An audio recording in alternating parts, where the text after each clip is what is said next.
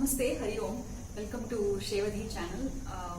Today's video, as you might have guessed from the title, it is called Makeup for the Mind. And if you are here thinking that it is a makeup, physical makeup related video or tutorial, it is not. It is more of how to keep your mind clear and happy, so that you can lead a happy and contented life. So if you are still interested in this topic, please continue to watch it. So when we think of makeup, right, it is something that we do to look better or to make something appear better, right? So just imagine, let's take an example where you are going to a function and obviously you want to look nice, and you invest some time and effort in looking nice. And let's say you go there to a function, and obviously now there will be so many people attending the function, and there might be somebody who might be looking better than you, or you might meet somebody who praises you or comments on your some appearance, saying that, oh, you shouldn't have done this is not looking nice on you, something like that. And then somebody might come and tell you, they did something which you have been trying to do for a long time, but you haven't done. But that person is actually boasting about some achievement he or she has done in something. So what happens at that point of time?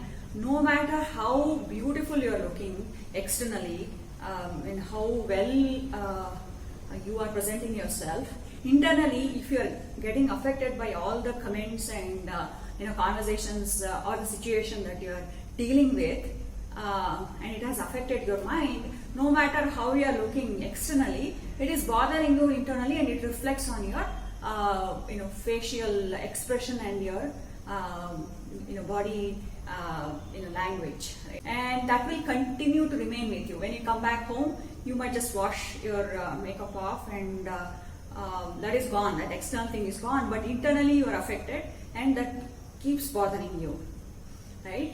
So while I'm not complaining or saying that you shouldn't be concerned about your external appearance, obviously it depends on people's priorities, how much of time and effort they want to put in that external grooming. That is up to the individual. So I am not here to comment on that, but I strongly feel that all of us should be thinking about doing that internal makeup, how to keep our mind healthy and pretty. Okay, and this whole video is based on a particular Patanjali Yoga Sutra that that, as you all know, it actually provides the a foundation for the entire science of yoga. And how I came across the Patanjali Yoga Sutras is while I took up MSc degree in yoga therapy.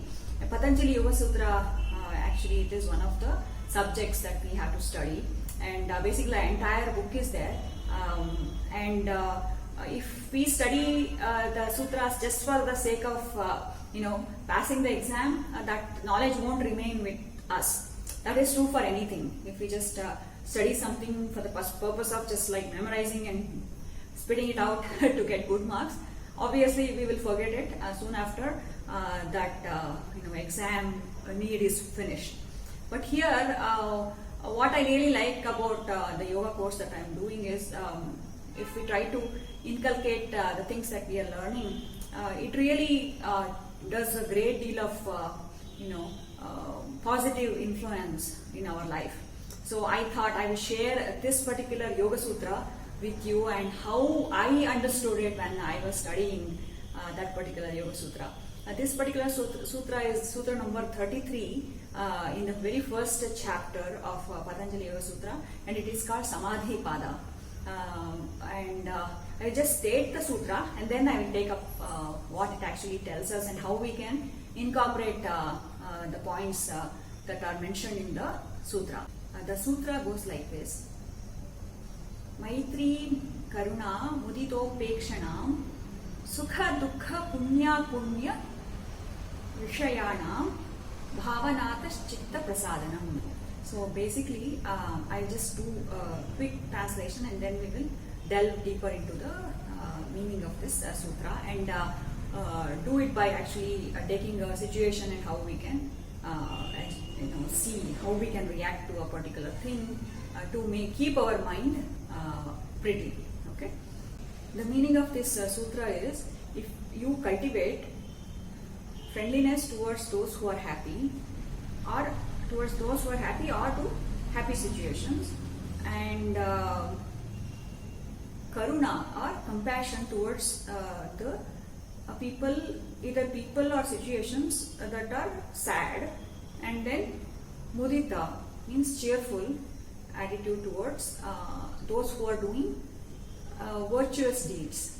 Okay, and then indifference, that is upekshana means indifference towards the ones that are wise, that are not really good deeds.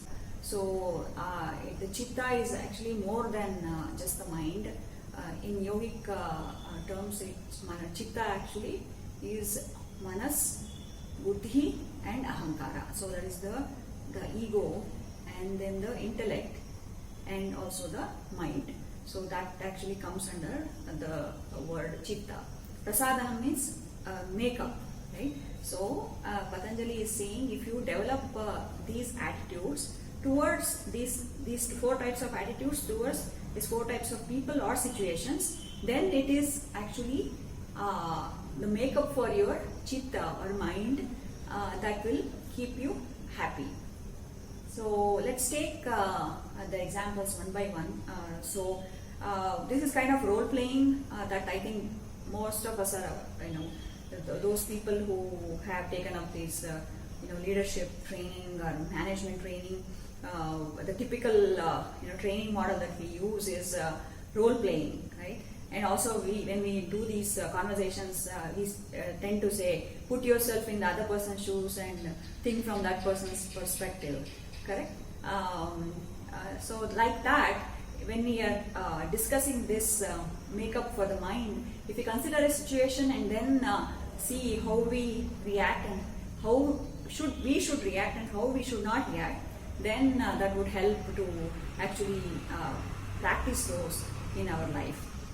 So when you are listening to this, you can actually you can listen in, and then later if you want to really put these points into practice, you can just practice by doing this role playing. And I have also written a blog about it, and I will leave the link to that blog post, and if you are interested you can take a look at it also. And coming to this, let's say that someone comes to you and says that he or she got a promotion in her or his workplace, and how do you react to that piece of news? Obviously it's a happy news, and think of it, okay? And it depends on typically based on your observation and based on our observation, there are different three ways that people typically react. One is, if you are really close to that person, if you like that person, then if that person gives you good news, obviously you will feel happy, okay? And the second thing is, you're not so maybe you're considering that other person as your competitor, and that person comes and tells you about the promotion. Obviously you may either fake happiness, or you might just try to ignore that completely. Basically internally you'll be feeling kind of like jealousy, or you're feeling let down. Then you're scheming how you can do better, or how you can come up with some other good news so that you can tell that person about what you achieved. So what happens is, if you react that way, your mind is very disturbed, right? If you are not genuinely feeling happy about somebody's happiness, and if you are not really friendly towards them, then it affects you more than the person who is giving you that news. So what should we do? So obviously we have to genuinely feel happy for that person. Let's say that the person really didn't deserve it for whatever reason, not because you think that way. Maybe that person didn't deserve that particular promotion, and you feel that person got it through not so good ways, and that person will face the consequences himself or herself, right? So you don't have to get upset about it. So then if you take that news in the way I just described, then you don't have to disturb your mind and then think about it, and just which might lead to even more thoughts, unpleasant thoughts. So that is one example. And now coming to the second emotion, right? We just dealt with the friendliness for happy news or happy people, and then coming to compassion for those who are in sad situation, and what do we do in that case, right? So when you hear of somebody not feeling well, or somebody passing away, right? There might or somebody feeling let down because they didn't get the admission in a place of their choice. There are so many sad situations, and it could be anything. So what is the thing that you can do when you come across such people or such situations is, what the sutra says is, be compassionate. Karuna means compassion. So that we should be empathetic towards such people. And one thing that we shouldn't be doing is showing sympathy to such people. Sympathy is actually saying that, oh, this shouldn't have happened to you. Oh, see, look what God has put you, what God has done to you, and it's a really bad situation to be in. We are actually, that person who is experiencing that sadness is already drowned, right, in that sad emotions, and by doing this type of talk, you are just pulling that person even down. So that is not the right thing to do. Being empathetic towards that such people is the right thing to do.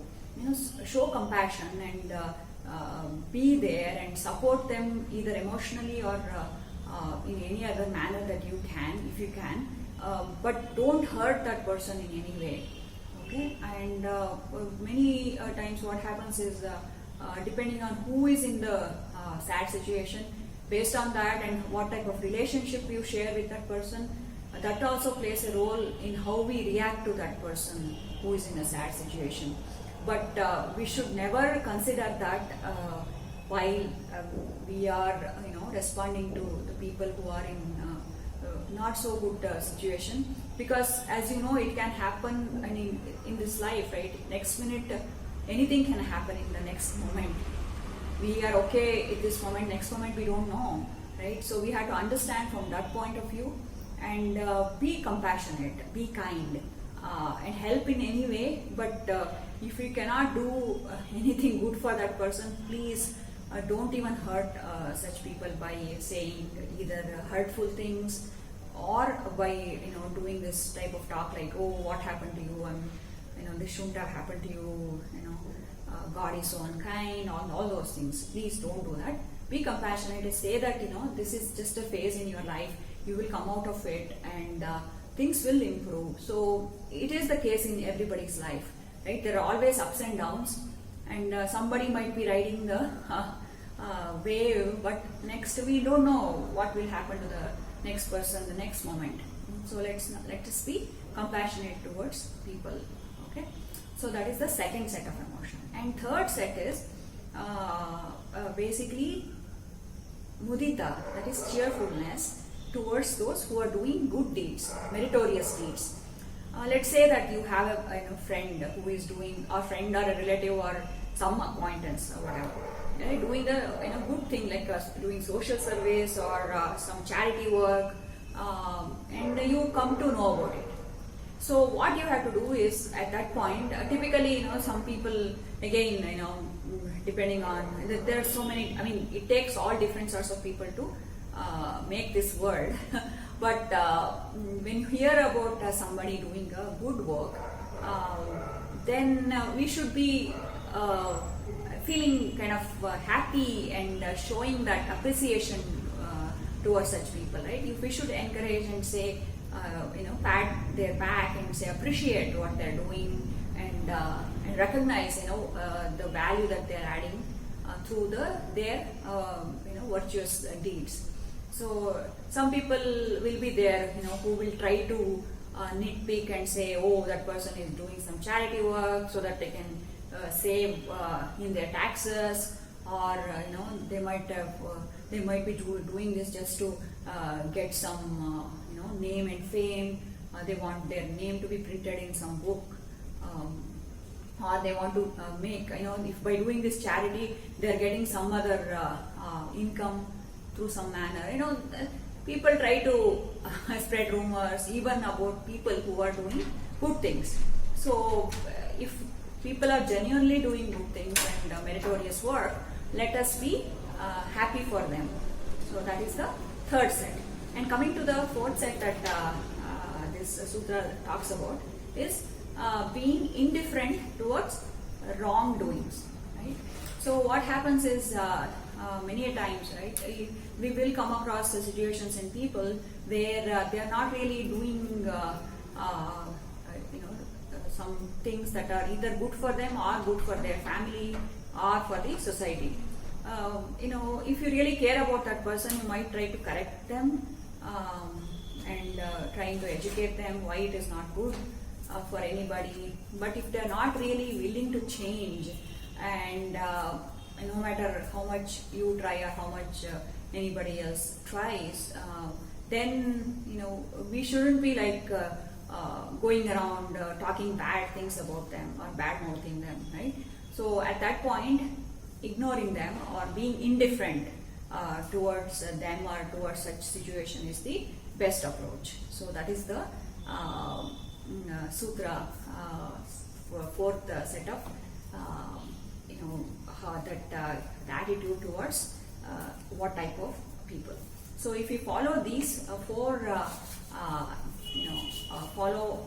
cultivate and then keep those attitudes in our life towards these situations, then definitely we can lead a happy life, and because our mind will be stable, and when the mind is stable, we can think better, and our discerning power won't get clouded. And now we considered what we are receiving, that type of information, and we as a reactor, right? Now let us role reversal. Now we will be the one giving that type of attitude or the information, and how people will react to us and how we can respond. Okay, let's say that you got some really nice house and you are happy about it, and you actually shared the information with your friends, relatives, or colleagues, and basically your circle.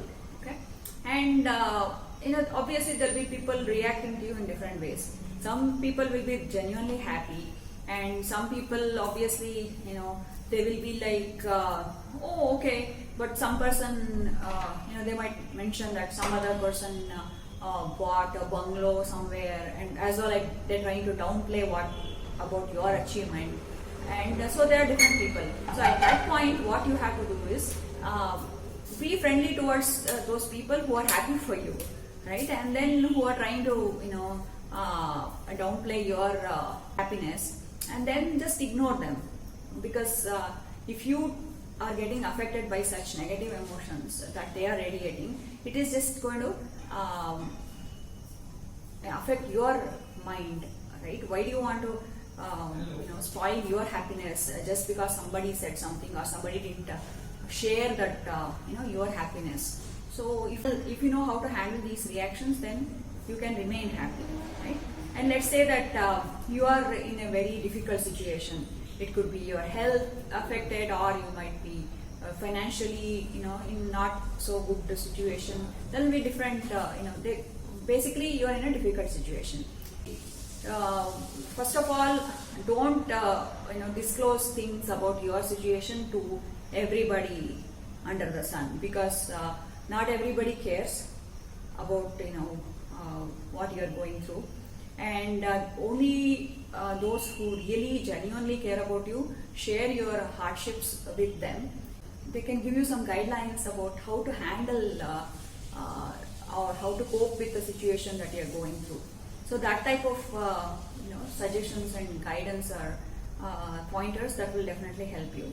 And don't definitely be in the company of people who are saying that, oh, this shouldn't have happened to you, or they're showing sympathy towards you, because that won't help you at all. Please stay away from such people who are saying such words, because it will just further drag you down. You need somebody who can encourage you and pull you up out of that difficult situation. So that is the thing that you have to do. And coming to the other one, where you are doing some good work, right? So there will be different people reacting to the good things that you are doing again, right? I will give you my own example. I started this YouTube channel recently, just like a month and a half ago, and I was so surprised that based on the thing is why I started this YouTube. I'm not going to go into details. There is a video I have made on why I started this channel. I will provide you the link and you can watch it if you haven't watched it already. And the very topic, the banner of my channel says what this channel is all about. And many people who knew me thought that I have started this channel to make money. Okay, and some people thought that I have started this channel to actually kill time. Okay, and that actually cracked me up in the sense because people who know me and I didn't take it the wrong way, because I know people will think about others the way their mindset is, right? It doesn't really reflect on what you're doing. It just reflects on what that person's mindset is. First of all, I didn't start this YouTube channel thinking that I'll make money. And I've been in this IT field for more than 2 decades to understand how SEO and this keyword search and search engine optimization and all these data mining work. I know that really well, me being in the IT field, and if I want to make money out of it, I won't be doing a YouTube channel, and not with the topics that I am currently dealing with. So you all know, people who have been watching YouTube videos, what type of videos and what type of topics get more attention, right? So that is ruled out. And the other thing is, I don't have time to kill, because I have many responsibilities.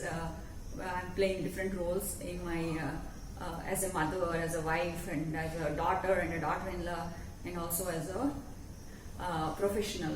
And I have other businesses to take care of, so I don't have time to kill. So it's definitely I am trying to share whatever knowledge that I have acquired in the fields or the topics that we have been covering on this channel, just to help somebody somewhere. So that is the very thought behind this channel. And if you really think it's going to generate money for me, that is secondary. And if that does, then I will be investing that in doing good work for the society. Okay.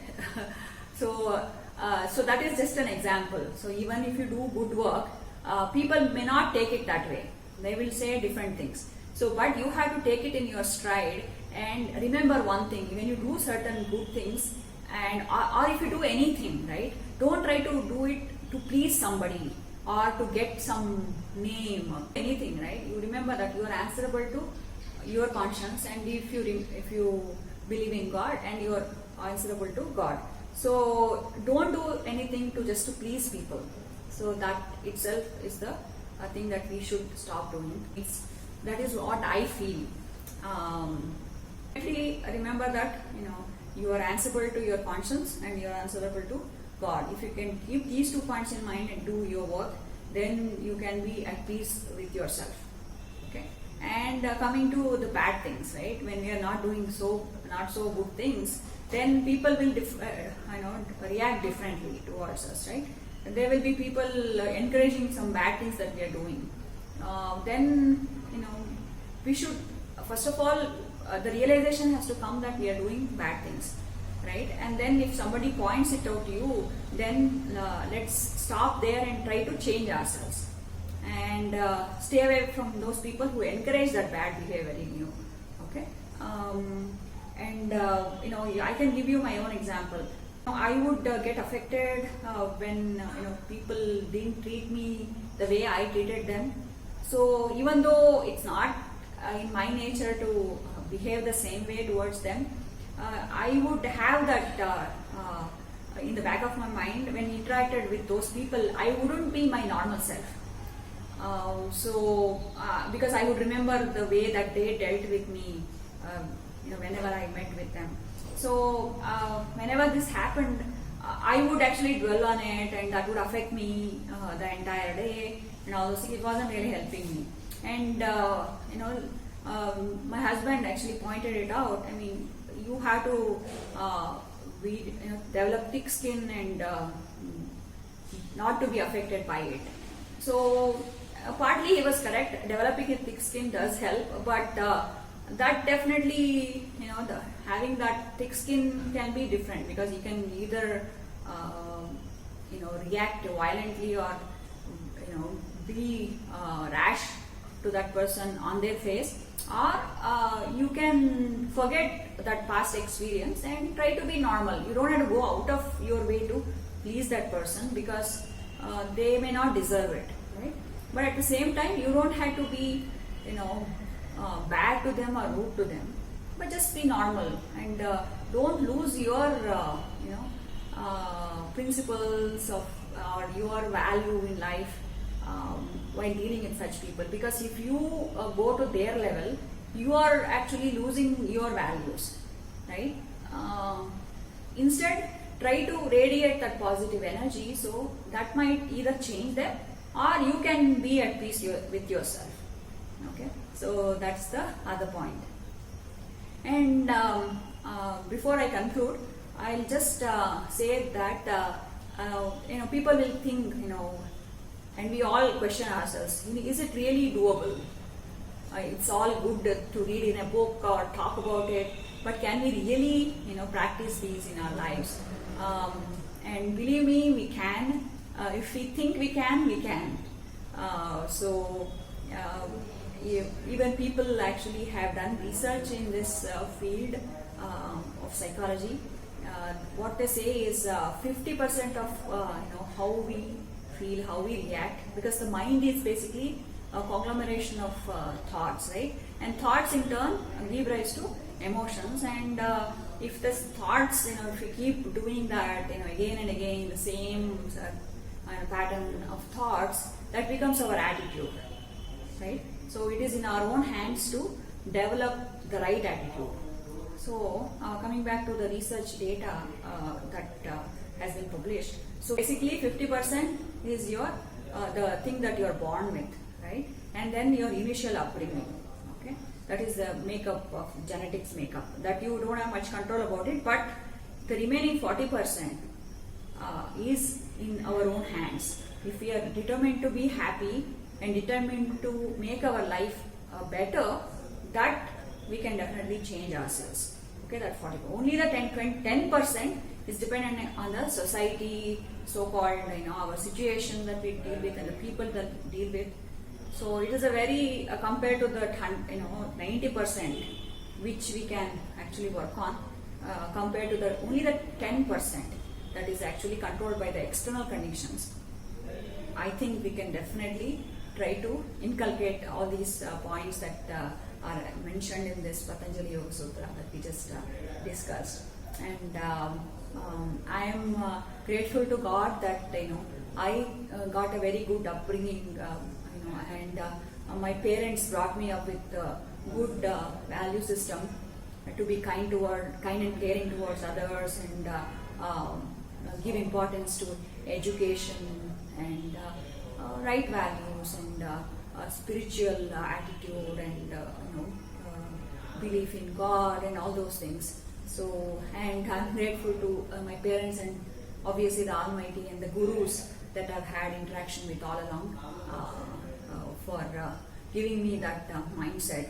And currently the yoga program that I am doing has definitely helped me a lot. And I'm hoping that this video has given you some pointers that might help you in some way to actually keep your mind happy, pretty, always. Okay, and sarve janaha sukhino bhavantu. Stay happy, stay blessed, stay safe. Hari.